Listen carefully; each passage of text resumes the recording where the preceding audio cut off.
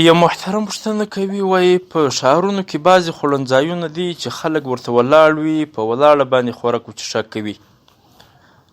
مثلا یا بورګي یا بل د خوراک شیان خلک خوري، و دوکان ته ولاړ وي یا و میز ته ولاړ وي، په ولاړه باندې خوراک کوي. دغه څه حکم لري؟ محترمه، زموږ په بعضې ښارونو و معاشرو کې بعضې خلک د غربیانو د رواجونو متاثره سوي دي. اصلا دغه عمل د کفارو دی، خو نن سبا بعضې مسلمانان هم دغسې کوي چې و دوکان ته ولاړ وي یا و میز ته ولاړ وي، په ولاړه باندې خوراک کوي. او حال دا دی چې د خدای رسول منع فرمایلې ده چې تاسو په ولاړه باندې خوراک و څښاک مه کوئ.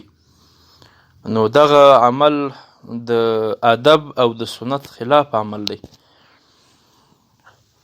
مسلم شریف 2 ټوکه و صفحه 102 او فتاوی حقانیه 2 ټوکه و صفحه 108.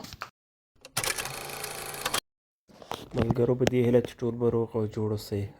تاسو هم کولی شئ چې خپلې دیني پوښتنې د ویډیو په کمنټ کې راولېږئ تر څو مفتي صاحب درته ځواب کړي. ملګرو، زموږ دا پوسټونه تر نور ملګرو د ثواب په نیت شیر کوئ تر څو هر یو مسلمان د دې هر یو مسلې خبر او پوه شي. السلام علیکم.